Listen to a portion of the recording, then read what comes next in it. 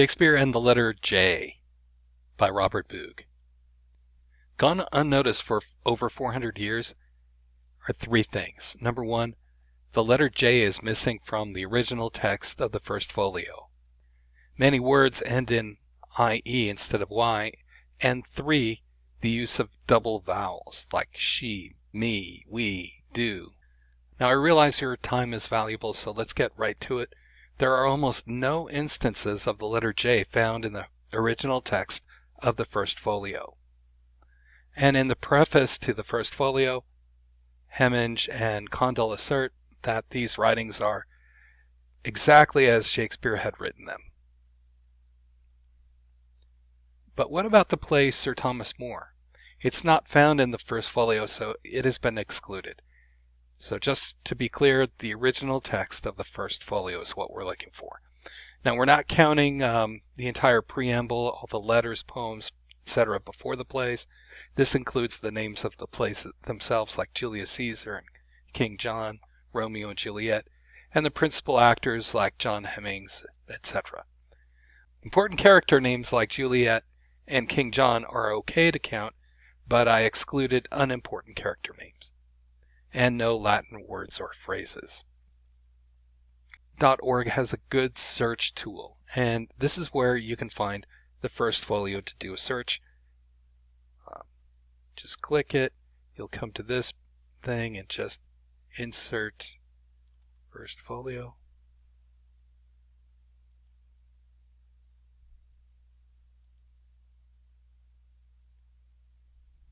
And here you find it. You can download it or just let's read it online. And what we'll do is we'll do a Control F, J's. Here it shows 137 J's. So let's go through. And this is what I'm talking about, all this preamble stuff.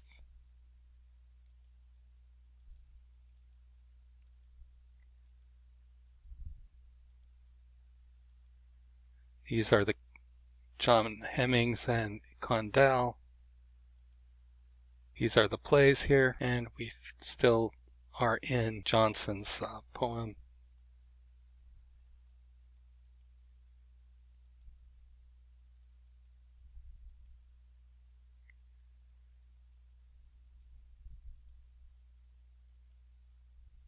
You can see we still have 137 up here, and you can see we're still not into the original text yet.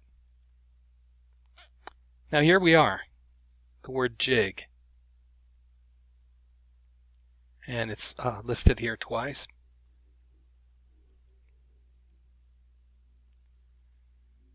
One J years. Ventiolich.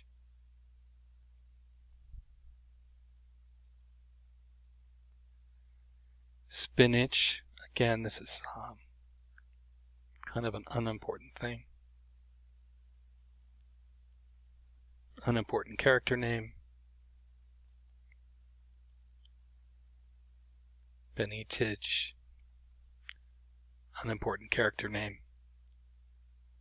King John.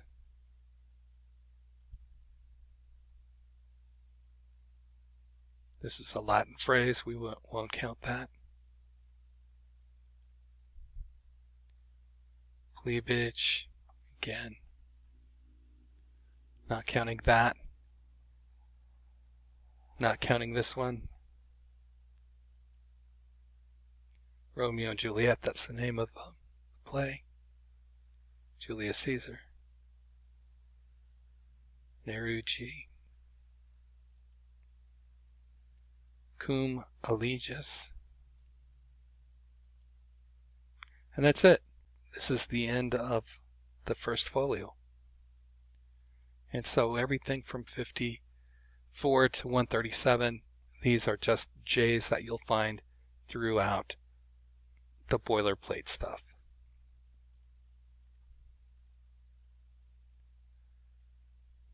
Now you can use the New South Wales to double check the results. You would do a Google search for First Folio New South Wales. But here are all the J words that I found. Remember jig. When I went to that New South Wales, it is actually spelled like this with an I and then a J. And remember the years. This was an unimportant character. Dij, Labij, Cumulas, Eruch. So these were the J words. So at most, less than 10, really. Maybe 2 or 3. Now what do I mean by that? We don't see Juliet spelled as Juliet, we see it spelled as with an I. Here's what I mean. In 76 plays, we see an I here.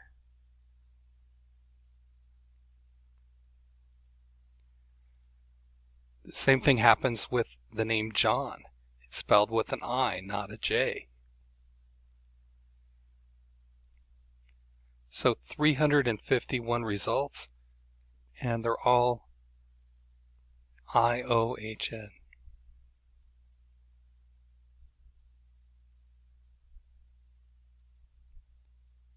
One J word he has a problem with is the word jigs, jig. And he spells it I-I-G-G-E, G-I-D-G-E. Again, the spelling is all over the place.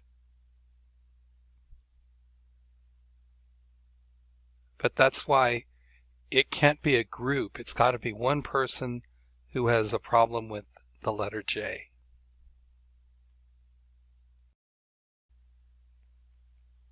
Some people say that having no J's was a printer's convention. Like, could not typesetters change all the J's to I's? And how would we know if this were true? Well, in the second folio, there were over 1,700 changes made, and all the I's have magically changed to J's. The second folio is an example of a printer's convention because of these changes.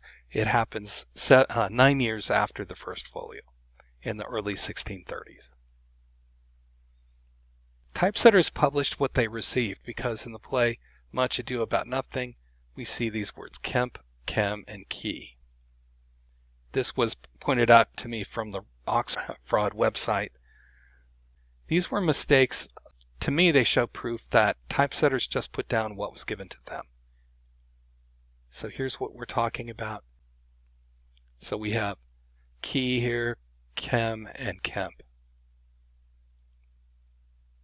So what is the point of having 10 or less J's? I want you to hold that thought. But think of it statistically, because of all the words in Shakespeare's complete works, they consist of 884,000 words.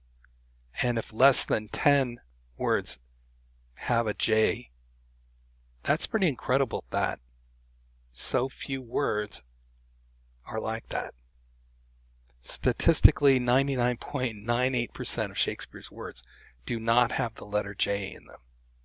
And what about IE endings? Now this is weird because instead of using a Y, we see IE endings in words like ready, authority, study, royalty, moody. So here's what we're talking about in the original text.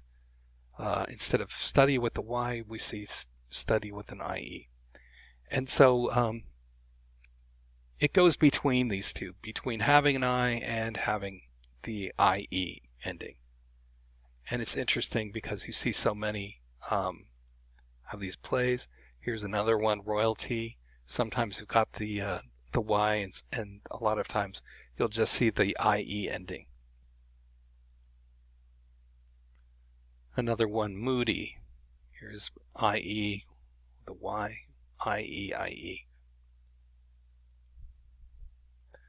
The word stay. Now this poem here is written by Edward de Vere, or Edward Oxford, and he spells stay the same way that Shakespeare does.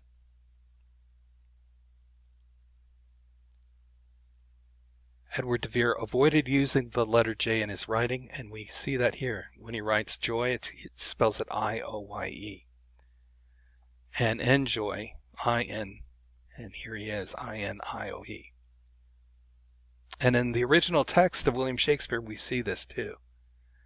The enjoy without the J, it's always with an I. And even in the sonnets, we see this. Enjoys, enjoyer. People tell me spelling was not standardized, so this is all much ado about nothing. And I disagree. Because if the character's name was Juliet or John, why would someone replace the J with an I? It doesn't make sense. The printer received it. He should have written it with the J. But 99.8% of the plays do not have the letter J. The sonnets and long poems also do not have a J in them. So this, to me, it shows it's not a group effort. It's just one person who does not like the letter J. Because otherwise other people would be going, no, it's got to be Juliet. It's got to be John. It's got to have a J.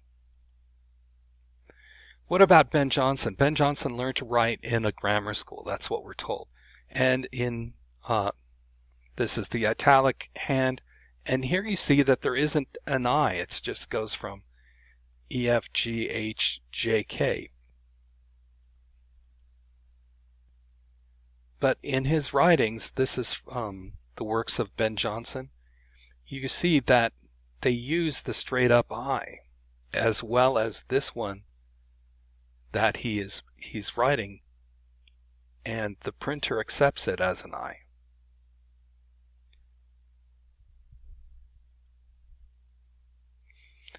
Now the First Folio is full of words with double vowels, like me, he, do, we, she. How many times is me found in the First Folio? Over 970 times. But when you delete words like meet, meeting, and meet, you still come up with over 500 times. You see the word me.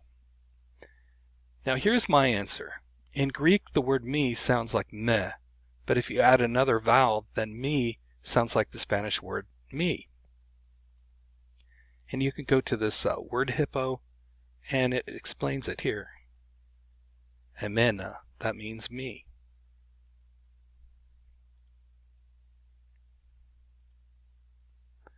To me, this indicates the real author was so familiar with the Greek language that he spelled English words like someone from Greece might. But on the other hand, William Shakespeare knew small Latin and less Greek. But we know Edward de Vere knew Greek. He started learning Greek at age 4. Also, the Greek alphabet did not have the letters J or Y. Might this explain why there are no J's in the First Folio and a lot of IE endings instead of Y? Now, talking about the double vowels, Vere wrote the word yow many times instead of you. Why? He wanted to add 2 U's to the end of the word. 2 U's equals a W, right?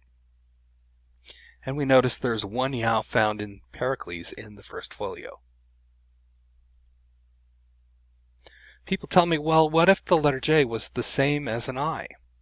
Some people tell me that the letter J did not become a part of the English alphabet until 1630. If the 2 letters J and I were interchangeable, might this explain why Shakespeare did not use the letter J? So let's look into this.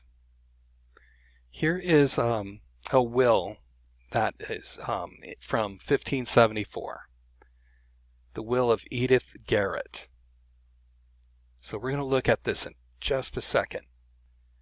Going back to the 2 letters, I is a vowel and J is a consonant.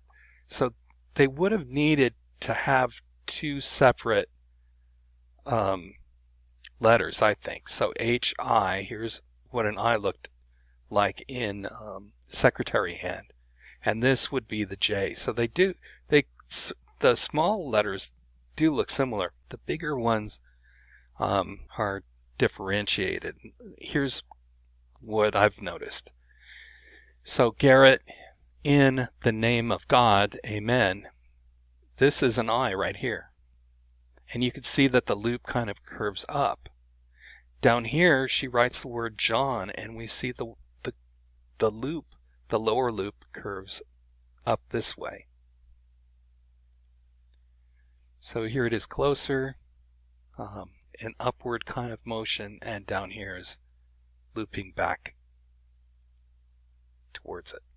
Did secretary hand have a letter J? And the answer is yes. Here it is again, JK. That's what it's supposed to look like. And this is from the 1630s. Now it's more differentiated. You can really see the J, and this is a capital I here. But remember when William Shakespeare baptized his daughter Judith. Here's Judith's name right here. It's spelled with an E, not an I. And this is the daughter of William Shakespeare. And right down here, John. And we see that loop going back towards the stem of the J. Just like Edith's will here. The loop comes back. So we know that there was definitely a J. We know that there definitely was an I. The two were not the same. So the question is, why no J for Juliet or John in that First Folio? Especially since there was an I and there was a J in secretary hand. Edward Vere's writing, again, he uses italic script, and here is the I.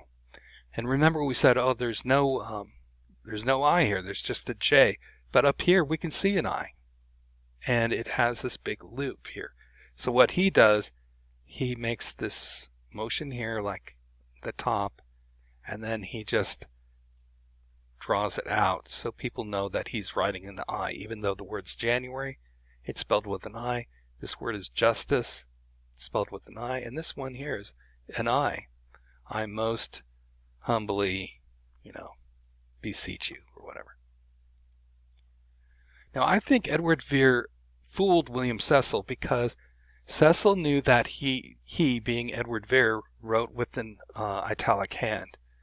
And I think when he wrote Venus and Adonis and The Rape of Lucrece, he wrote it in secretary hand. That's what I think happened. Because you still see the word me here.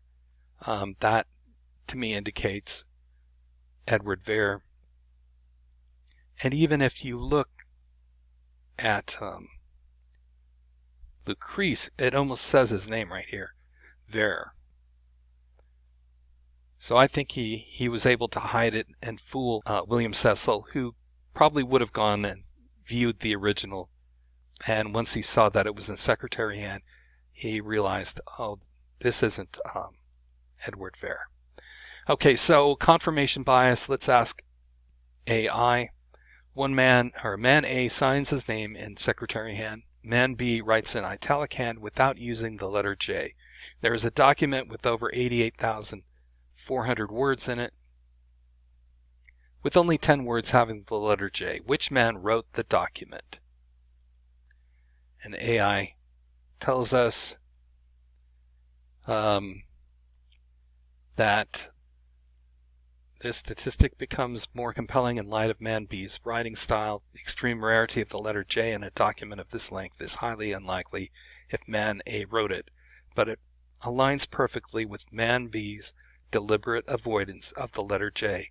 Therefore, considering the combination of man B's writing style and the unusual scarcity of the letter J in the document, it is almost certain that man B is the author. Man B would be Edward Vere, who wrote in italic hand without using the letter J. Man A would be William Shakespeare, who signed his name in secretary hand. Now, what about Francis Bacon or Thomas North? People always talk about Francis Bacon as being the author, but look at, he has no problem writing a J in his writings. Thomas North, on the other hand, if we do a quick search here for the letter J, this is in the 1557 book, The Dial of Prince. You can see over 1555 results. So let's say a third of them are words, and that places Thomas North out of contention for writing plays attributed to William Shakespeare. My book is called The Trial of William Shakespeare Love Story. It's mostly a courtroom fiction. People tell me it's very interesting. I want you to get interested in viewing this mystery, the authorship question. So check it out. It's available on Amazon. It's around $6, and I think you'll find it interesting. That's it for me. Thanks for watching, and I'll see you in the next one.